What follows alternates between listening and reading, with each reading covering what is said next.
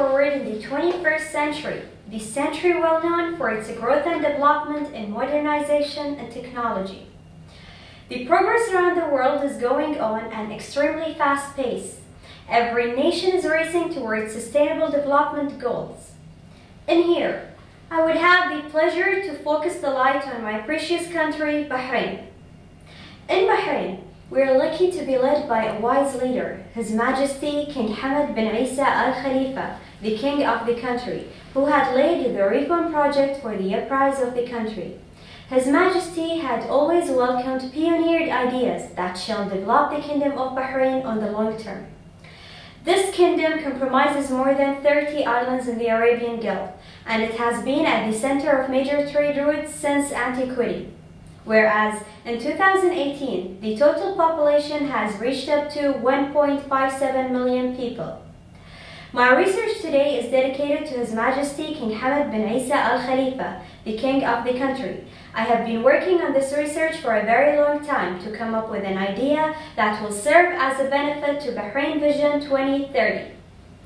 The research is about the peaceful nuclear energy that will serve the nation's needs in various fields. The main uses of nuclear energy technology started as this.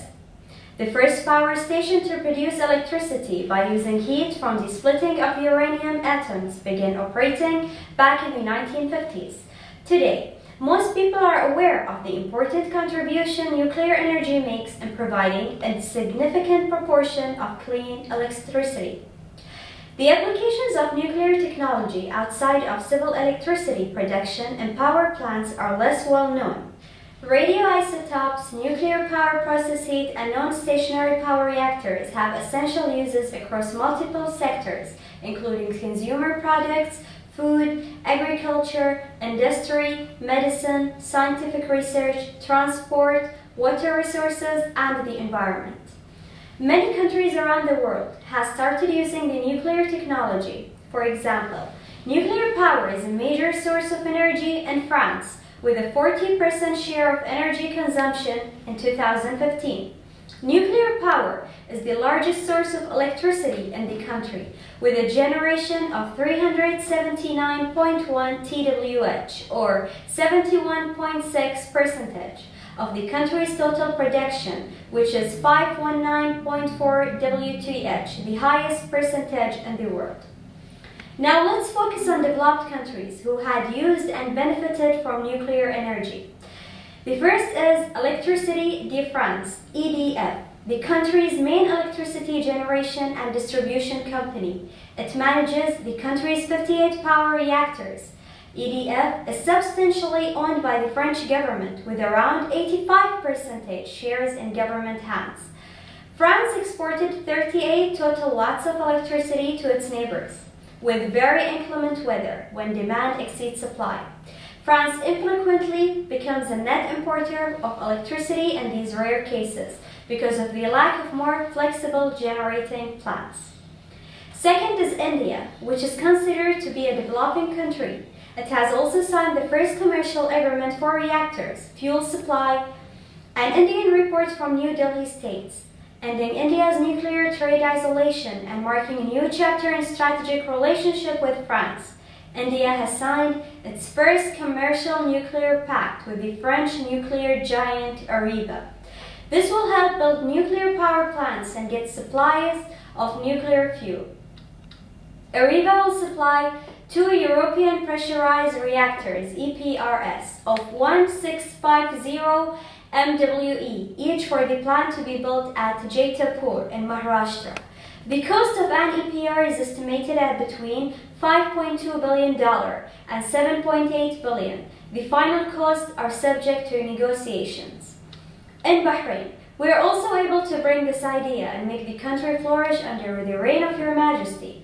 Bahrain's total area is 765.3 kilometers square, and it has a fertile land and territorial sea area that can be utilized for the peaceful nuclear energy testings.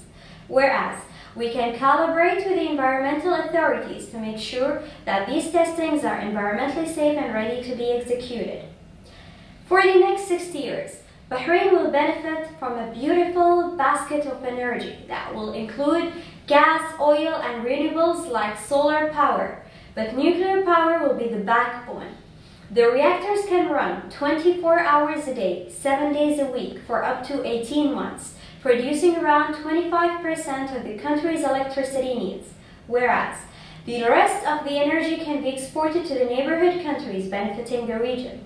In doing so, it creates a safety net of energy security as the economy continues to grow at double-digit rates. This basket of energies will make this nation successful for decades to come. The nuclear power will play a major role in that equation. The good thing about nuclear from a security point of view is that it is a clean, safe, and reliable source of energy. A lot might consider the cons over the pros of this project, as in many cases and in similar countries, the natural disasters and certain problems contributed to the mistakes made from the nuclear power station in the past years. Like, for example, in Ukraine back in 1986, there was a major release of radioactive material, and in Japan back in 2011, because of earthquake and tsunami, there was also a major explosion. But things have changed now, and with the sustained technological developments, such accidents happen very rarely, and it is not to mention. And in Bahrain, we can avoid such events in seeking expertise from well-established companies that has been in this field for a very long time, like France, Germany, and Ukraine. For Bahrain to be superior in this field, it needs to establish an isolated ministry concerned with the peaceful nuclear energy. This ministry can work to support all the needs and requirements of the research and development matters, whereas we can also regenerate the nuclear energy to many countries in the region through building reactors and stations, which at the end will benefit the Kingdom of Bahrain and enlarge its economy. From this arena, we would be glad to get the support from the world and the developed countries like US and Europe, as they are experts in this field. We want the world to look at Bahrain as a civilized country. This brilliant project will help the nations and people of this region. The Kingdom of Bahrain is economically, socially, and politically stable for having such an enormous project as compared to many countries in the region. Bahrain has stabilized its oil production at about 40,000 barrels, 6,400 meters square per day, and reserves are expected to last 10 to 15 years. So we can see in here that Bahrain reserve is decreasing, and we can depend on it for the upcoming future to compensate other resources. The nuclear energy stations built in Bahrain will help in bringing up our economy. They are built in a very technological manner that no bombs are required to complete the operation.